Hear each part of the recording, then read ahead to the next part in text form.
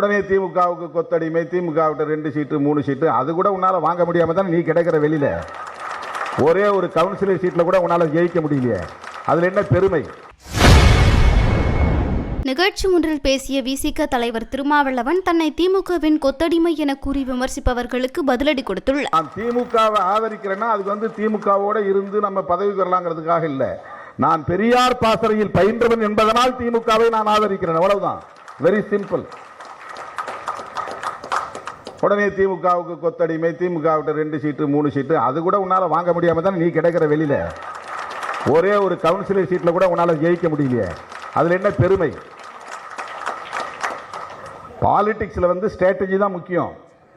யாரோடு கூட்டணி சேரணும், எப்படி வெற்றி பெறணும், எப்படி அதிகாரத்தை பகிர்ந்து கொள்ளணும் அப்படிங்கறதா ஸ்ட்ராட்டஜி. அந்த அடிப்படையில் தான் இன்னைக்கு தமிழ்நாட்டு அரசியல் வரலாற்றில், ஏன் தென்னிந்திய அரசியல் வரலாற்றில் இதுவரையில் நிகழ்த்த முடியாத சாதனையை விடுதலை சிறுத்தைகள் கட்சி நிகழ்த்தி இருக்கிறது. திராவிட முன்னேற்ற கழகத்தோடும் திராவிடர் கழகத்தோடும் இணைந்து பணியாற்றிய சூழலில் இந்த அதிகாரத்துக்காக நாங்கள் பணியாற்றல. இப்ப கூட ஐயா அவர்கள் இந்த ஒரு புத்தகத்தை பிடிக்கும்போது பிடிங்க, 3வது குழல் சும்மா இருக்கக்கூடாது பிடிங்க அப்படின்னாரு. அதை உரிமையோடு சொல்றாரு, அந்த உணர்வோடு சொல்றாரு.